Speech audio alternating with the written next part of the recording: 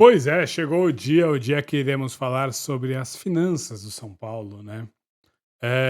Bom, mas antes de começar a falar das finanças, 2 coisas. Primeiro, essa é a parte que eu menos gosto, porque eu vou falar da parte política do clube. Eu não me interesso por isso, eu me interesso pelo futebol, né, em ver o jogo, em analisar o jogo. Eu não gosto realmente da parte política, eu sei que tem gente que gosta, que se dedica a isso. Não é exatamente o meu ponto, o meu foco, né, aqui, mas eu acho que tem algumas coisas relevantes, né, que a gente tem que abordar. E a segunda coisa é uma notícia que saiu mais cedo pelo GE, é que o Felipe Alves foi afastado por mau comportamento e foram 3 casos, né, um que ele ia fazer o aquecimento, mas não iria para o banco, ele não quis fazer o aquecimento e foi. Ele alegou a questão da saúde da esposa, né, que não estava muito bem. Depois teve uma viagem à Fortaleza, que ele não ia jogar, mas aquela ideia do Dorival, que ele sempre leva o elenco, né, para treinar no dia seguinte na cidade que fez a partida no dia anterior. Ele aproveita para os atletas dormirem lá e depois terem o treino lá mesmo, né. E por causa da cirurgia da esposa, o né, que estava mal de saúde, ela ia fazer uma cirurgia e o Felipe Alves quis ficar aqui, até porque não jogaria, não foi visto de forma positiva novamente. E também teve um outro treino que falaram que ele não estava se dedicando tanto quanto podia.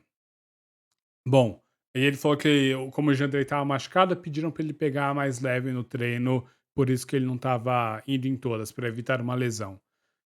Esses 3 atos de indisciplina na visão da comissão técnica fizeram com que ele fosse afastado.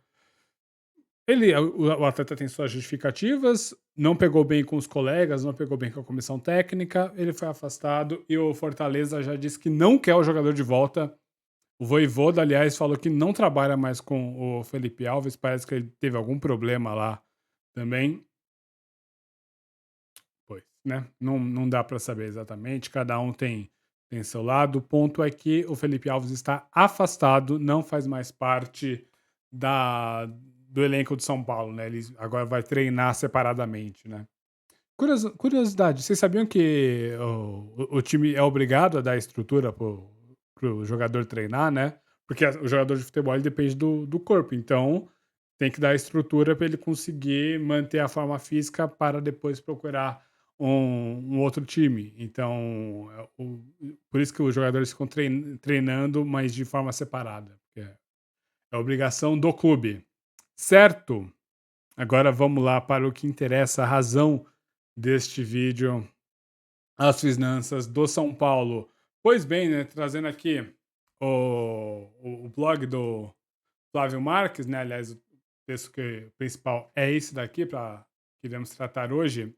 Esse daqui é outro que eu também vou fazer alguns pontos. Aliás, esse daqui coincidentemente saiu no dia de hoje, né. Esse vídeo era para ter sido feito lá atrás, porém, teve o jogo contra o Sport que caiu justo no dia 17, que era quando eu planejava fazer esse vídeo, né. Então, para não ficar encavalando com jogos, eu resolvi trazer este vídeo agora, né, nessa folguinha que temos, né, já que o jogo foi terça contra o Porto Cabete, um jogo desinteressante, né.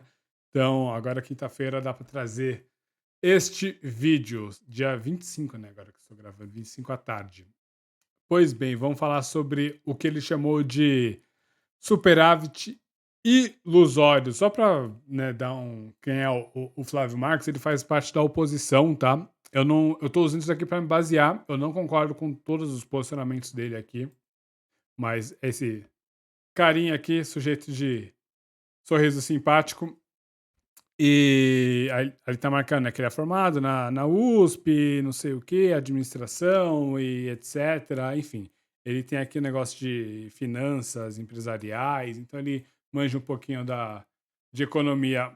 O que, convenhamos, é mais do que o nosso atual presidente, né, que o marqueteiro ou bacharel em direito apenas. Mas, bom, vamos vamos lá passar aqui sobre o que ele traz nesse texto, né. O que eu discordo dele, já vou falar novamente falando assim, eu acho que é importante termos visões diferentes. Eu acho que o fato da presidência atual falar tanto: "Ah, tivemos o superávit de 37 milhões que está aqui", né. Só que é um superávit que veremos que não é verdadeiro, é uma assim, é uma mentira. Há o superávit, mas tem condições muito específicas, né, para existir esse superávit. Bom, faz parte também, né, quando você está na situação, você defende seu peixe. E a oposição, o papel dela é justamente apontar os erros da situação. É isso que o Flávio Marcos faz aqui. Ele tem alguns pontos que eu acho são válidos, mas são um pouco, idealistas na minha visão. Por exemplo, dado momento do texto, ele fala sobre que sempre se coloca a venda de jogadores como para sanar as dívidas, né? Como eh, parte do faturamento do time naquele ano. Porém, não é algo muito bem visto, já que não se tem que ter a ideia de vender os jovens atletas. Tem-se a ideia de usar esses atletas no profissional para conseguir títulos com ele e talvez no futuro vender por um valor muito mais alto. Concordo, isso daí seria o ideal. O problema é que na realidade do futebol brasileiro, a gente sabe que quando tem um jovem atleta, os grandes europeus eles vêm buscar esses jogadores, né? Por exemplo, o Beraldo é o próximo, que daqui a pouco vai estar num Bayern, num Real, num City, num Arsenal, e alguma coisa do tipo. Que é um cara que destoa muito, né? Uma super revelação. Então a gente sabe que logo, logo um time europeu vai buscar o cara. E o time sul-americano, não só o São Paulo, eu sei que hoje temos dois casos aqui no Brasil, do Palmeiras e do Flamengo, que são times que conseguem segurar esses atletas. Eu sei que o normal, né? O que geralmente acontece é que quando surge uma oferta de 20, 30 milhões de euros por uma jovem revelação, a gente tem que vender. Tudo bem que vendemos recentemente jogadores por valores até mais baixos, como o Gabriel Sara, né? Foi por 10 milhões e meio, se eu não me engano, de euros para o Norwich. Mas também não era uma super revelação. Então, tem isso daí a se contabilizar nesse caso. Mas eu entendo o que ele quer dizer. Eu acho realmente que o ideal, né, um mundo fictício que o futebol europeu não fosse tão mais forte financeiramente que o futebol sul-americano, aí sim o São Paulo deveria usar a base no profissional mesmo e manter os jogadores o máximo possível para conquistar títulos e etc. Mas a gente sabe como funciona, não é bem por aí. Certo, vamos primeiro pegar esse gráfico aqui. Eu tomei a licença, né, de. É o mesmo gráfico, tá, gente? Eu só tomei a licença de tirar ele da página para a gente ver um pouquinho maior aqui. Deixa eu só ver como é que tá. Ok, ok. Dá pra vocês verem tudo, né, que eu tenho aberto. Acho que certíssimo. Pois bem, aqui, ó.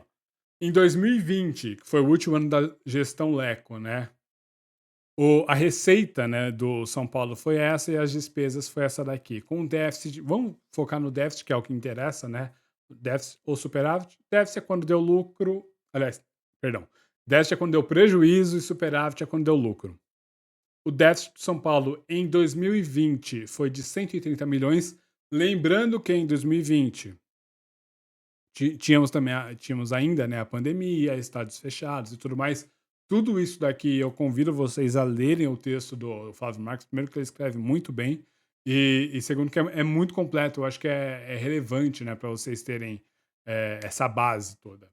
Eu vou deixar na descrição, obviamente, né? Então tivemos esse déficit muito por causa da pandemia, né? A torcida não estava nos estádios e tudo mais. Então, acaba pesando, né, na conta, mas a gestão Leco a gente sabe que foi uma gestão desastrosa, que eles dobraram a aposta, né, digamos assim, porque tem-se essa ideia no futebol. Eu acho um pouco perigosa, mas tem-se essa ideia e às vezes funciona, às vezes não, de que você pode gastar mais, né? Você meio que endivida o time, o clube, né? Formando um time mais forte para ganhar campeonatos e depois, com esse time mais forte, você acaba recebendo esses prêmios, né? Tanto a premiação dos campeonatos quanto patrocinadores, valorização da marca e etc, que acabaria valendo a pena. Mas é uma aposta, eu acho um pouco arriscado, um pouco não, né, muito arriscado. E a gente tem um exemplo recente que é ótimo para isso, que é o Cruzeiro. O Atlético Mineiro mesmo agora tá com um monte de dívida, não consegue sanar essas dívidas, vendeu o shopping, quer dizer, era um ativo do clube, né, alguma coisa para dar lucro pro clube, estava lá, eles tinham a participação no shopping center que todo ano rendia alguma coisa, eles venderam o shopping center lá, assim, para sanar a dívida, e a dívida passou dos 2 bilhões e venderam agora por 170 milhões, quer dizer, não chega nem perto de conseguir sanar essa dívida deles e quer vender agora para a SAF, não consegue fazer a SAF. E, bom, enfim, né? Realmente é uma gestão do Atlético Mineiro que eu acho temerária. E a gente teve agora, alguns anos atrás, né, a do Cruzeiro, que fez o que fez, ganhou tudo que podia aqui no Brasil, né? Não ganhou Libertadores nem Mundial, mas ganhou a Copa do Brasil, ganhou o Brasileirão 2 vezes, mas acabou que endividou o clube e acabou que essa conta não fechou, né?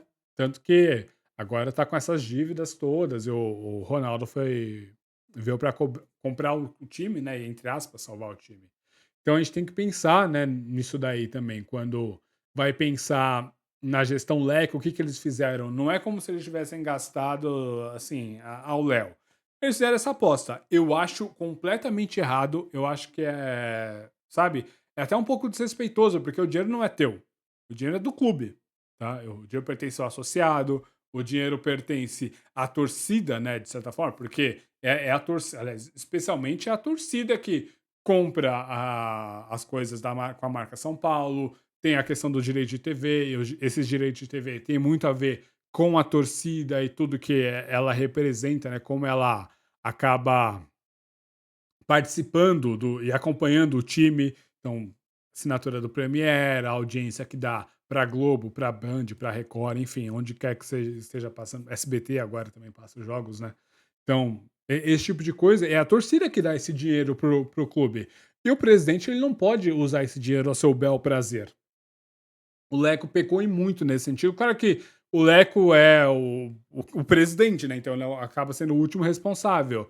Mas tinha o Raí, tinha o Pássaro lá, tinha um outro que esqueci o nome. Mas enfim, tinha essa galera toda que é responsável por esses gastos e esse déficit. Depois vem a gestão Casares, né? O primeiro ano, aliás, eles comemoraram isso daí, né? Eles comemoraram o fato de ter tido um déficit menor do que o déficit anterior. Quer dizer, pô, é puxado, né? É puxado. Fazer o quê, né? É o presidente que a gente tem, que o conselho meteu lá. Lembrando, é o conselho que coloca o presidente lá, não é o sócio. Pois bem, né? Pois bem. Mas. E eles recusaram uma proposta pelo Sara, tá? Que poderia ter até mesmo quitado esse déficit. E depois vendendo o Sara por uma proposta parecida no ano seguinte. Então, puxado, puxado, Casares. E aí vem o mais recente, né? Que é esse lucro de 37 milhões, esse superávit de 37 milhões, que é chamado pelo Flávio de superávit ilusório. Para mim, é que o Flávio ele tem uma finese, né? Ele não falou o que realmente é, porque não é ilusório, é uma enganação, né? Eu sei que podem ser sinônimos, mas é uma enganação. É isso que eles estão fazendo. Eu já apontei isso daqui, né? Eu acho que é o vídeo até mais visto no canal, quando eu falei sobre a gestão Casares, que é um vídeo longuíssimo, de 40 minutos, lá que eu acabo falando tudo que eu penso da gestão Casares, mas, cara, eles estão enganando, eles acham que o torcedor é otário. Porque esse déficit aqui, aliás, esse superávit aqui, perdão, tá? Eu não tô acostumado com essas coisas de economiqueza, eu nem gosto desses termos, não, tá? Então, vamos que vamos. Dá-se muito por causa disso daqui. Eu não sei o porquê esse gráfico. Ah, agora abriu. Olha que cor, não estava abrindo antes. Muito bem, vamos ver aqui. Casimiro e Anthony, né? Sabemos que foram as vendas, né? Graças ao grande Manchester United, que tivemos esses 107 milhões de faturamento, né, pro clube. Aqui deu pro São Paulo 6 milhões. Deixa eu ver aqui, mecanismo de solidariedade, foi esse tanto aqui de 12 milhões de reais. E aqui, por causa da mais-valia e por causa do mecanismo de solidariedade da FIFA, tivemos um total de 88,7 milhões de reais aqui. Ou então, se você quiser em euros, são esses os valores. Aqui eu tô achando que tem um equívoco, viu? Porque só tá o dobro do euro pro real. É isso mesmo? Hum, eu acho que aqui há um pequeno equívoco. Mas enfim, né? É, vamos ver. Ok, mas vamos lá. Com isso daí, se você reajustar, se você tirar este valor, dará aqui 63 milhões de déficit. Novamente o déficit vem diminuindo. Porém, quais são os outros problemas, né? Tipo, claro, tirando esse valor, que é o quê? Que é como se fosse, não tem nem mérito, né? Eu ia pensar agora, como se fosse jogar na loteria, mas nem isso é. Porque para jogar na loteria, o cara tem que ir até lá jogar na loteria. Casares não fez nada. Uma mala de dinheiro, uma mala de 100 milhões caiu no colo dele e é isso. Aí o déficit, que era de 63 milhões, virou um superávit de 37 milhões. Essa é a realidade, né? Nada fora disso. Mas não é o discurso deles, eu já falei, né? Eles acabam vendendo o peixe deles. Meu papel aqui é justamente mostrar o outro lado da história. E aqui, o Flávio, ele tá todo um demonstrativo, né? Explicando todos os pontos, quais são os problemas. Ele fala até aqui, dado o momento do basquete. Deixa eu ver se eu acho aqui o trecho, né? Não lembro agora de cabeça.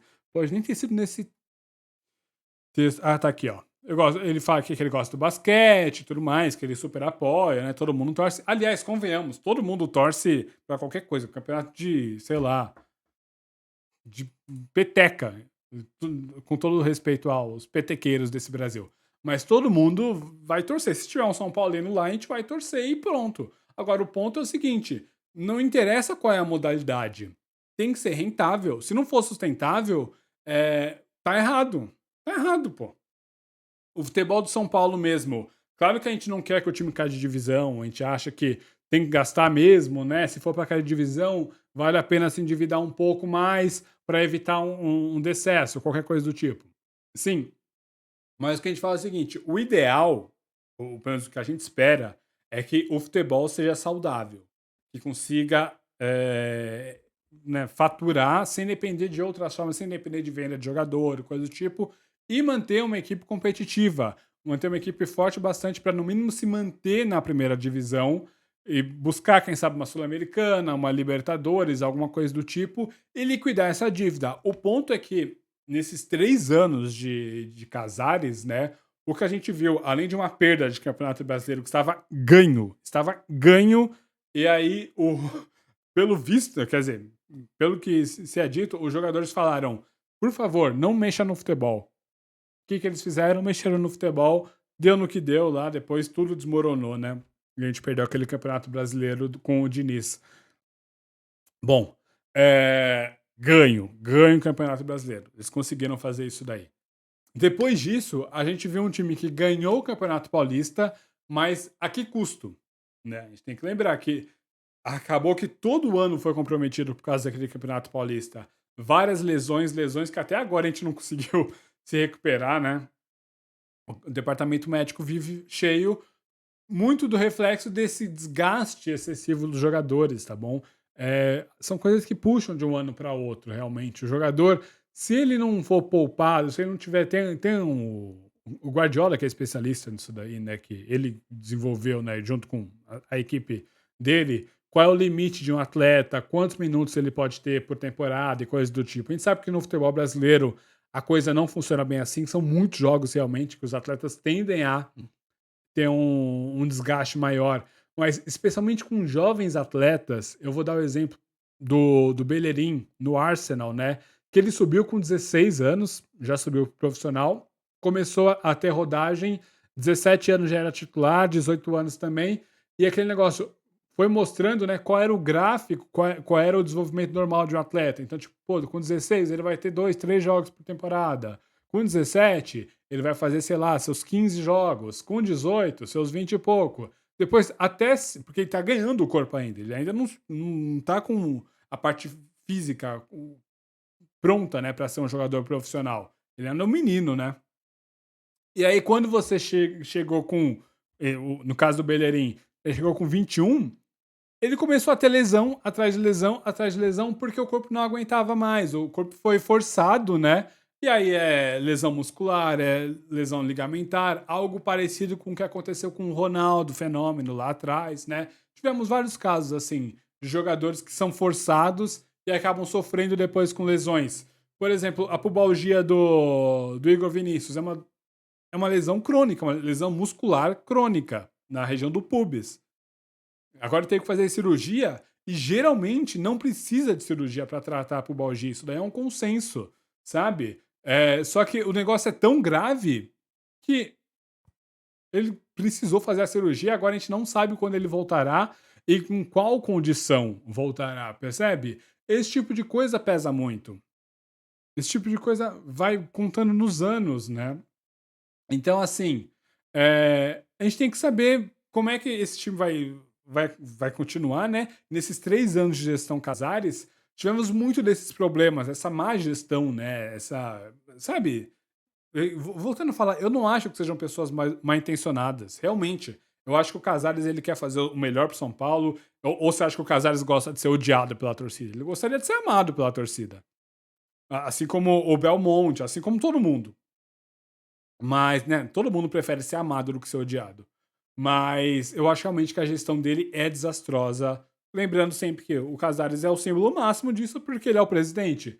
Mas aí tem o Rui Costa, tem assim, o Muricy e o Milton Cruz criticam muito. Aliás, eu acho bizarro o Milton Cruz voltar para São Paulo, sério. Mas enfim, né? E parece que agora eles têm um pouco mais de voz, né, ali no dia a dia, que o Rogério Ceni não deixava eles darem muito pitaco. Mas enfim, realmente tem essas coisas, né? De tipo, pô, toda essa galera aí trabalhando, mas os resultados não vieram. Os resultados em campo são ruins e os gastos são altíssimos.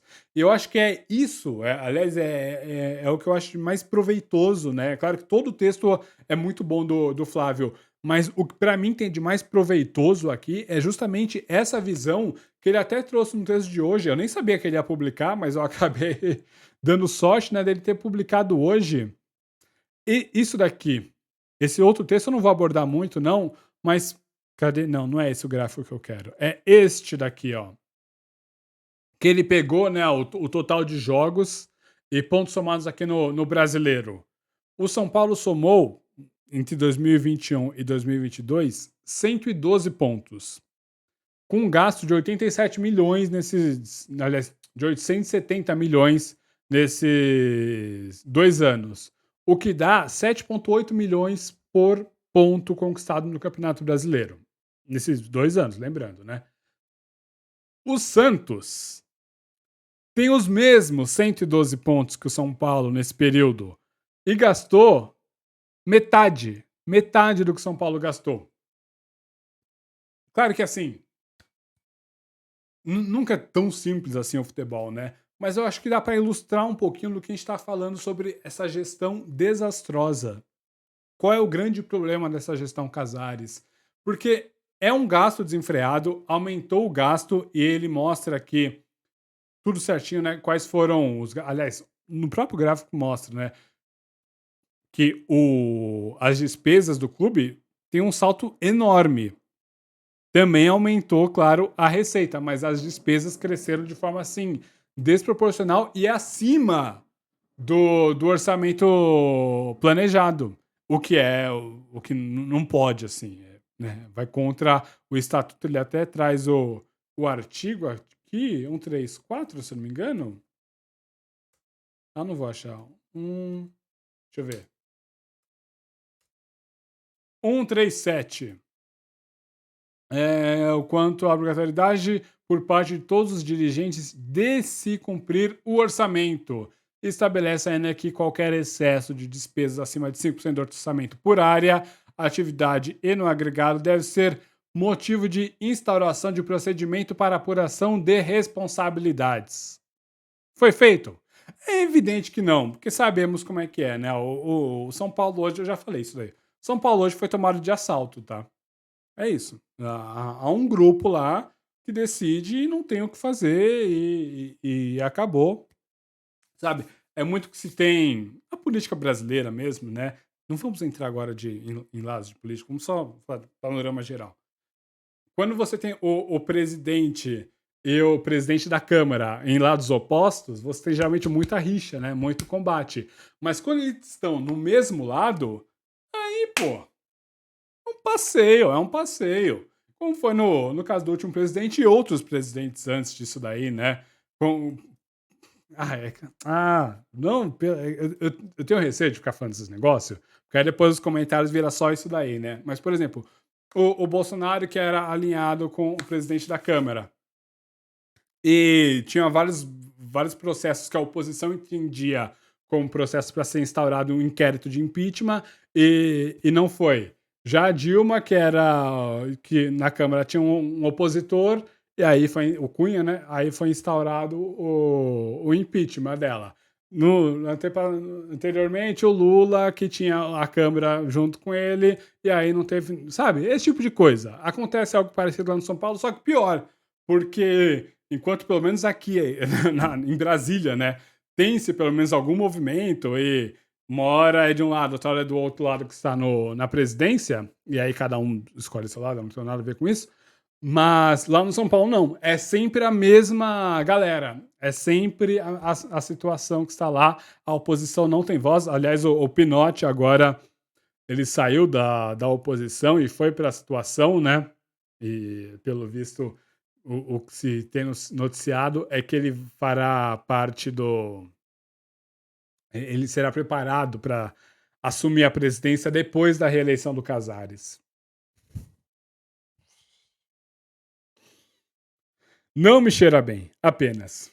Ok, ok.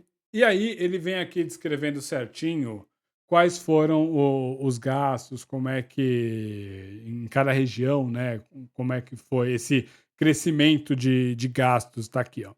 Como é que foi, como é que foram essas despesas, né? Que foram aumentando, o que aumentou certinho, aumentou no social de forma desproporcional.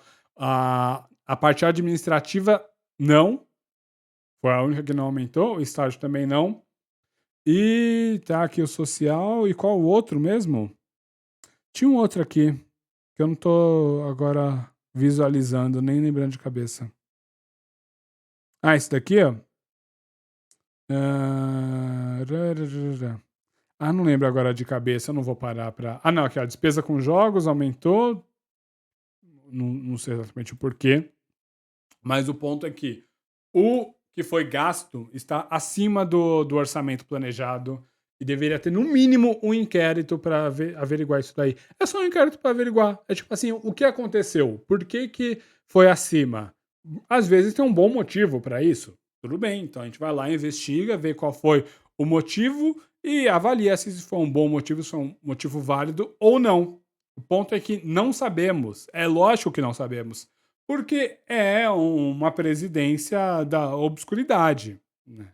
É a galera que primeiro acha que o torcedor é otário, porque eles claramente empurram esse superávit como se fosse algo positivo, quando na realidade é algo preocupante, porque não teremos outro Antony vendendo no próximo ano, né, para salvar a nossa vida, porque querendo ou não, o que realmente salvou o ano de São Paulo foi a venda do Antony, senão seria um déficit, mesmo só com a vida do Casimiro.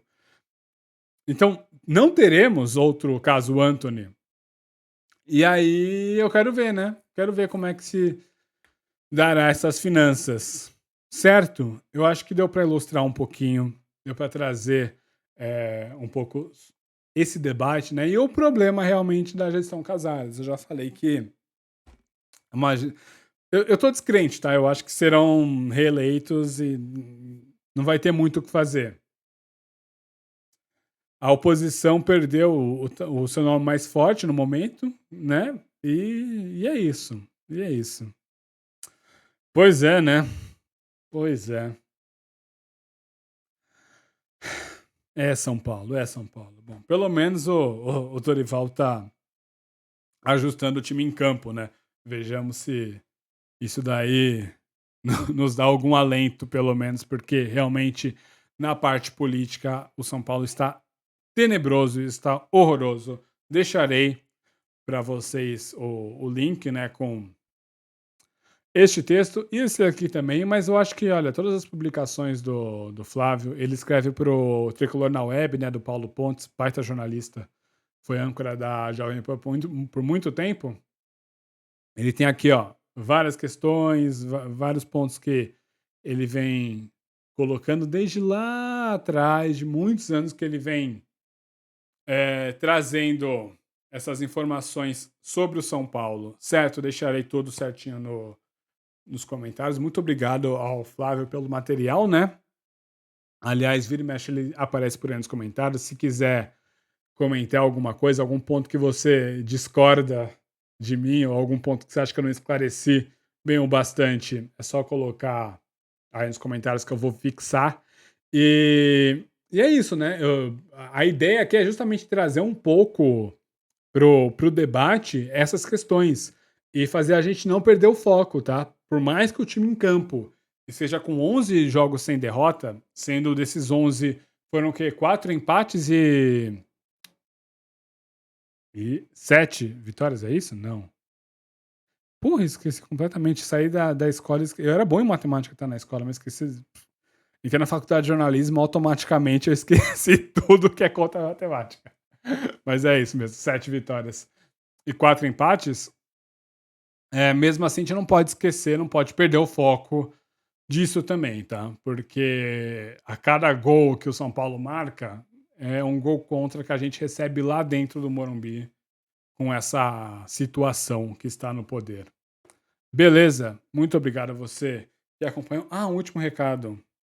No final de semana, provavelmente, eu viajarei, né, para resolver o negócio da casa nova. Então, assistirei ao jogo, claro, contra o Goiás, mas não vou postar nem no mesmo dia, nem no domingo de manhã. Só no domingo lá, pelo finalzinho da tarde, que eu chegarei aqui e conseguirei fazer o vídeo falando dessa partida.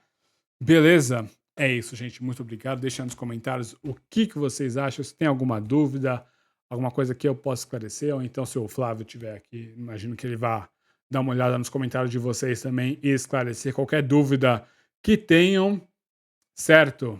Like, comentário, compartilhamento, mostrem, não necessariamente o meu vídeo, manda o link do Flávio, eu não tô aqui para me promover, eu quero só e nem para promover o Flávio. Eu quero só que o São Paulo melhore. Então, se você acha que de alguma forma valerá a pena a promoção do link do Flávio, né, do post do Flávio ou deste vídeo, mande para alguém, compartilhe ou pelo menos informe aos seus amigos são paulinos que temos esse grande problema aí pela frente, certo? Muito obrigado novamente. Like, inscrição, comentário, compartilhamento, etc. Vamos São Paulo e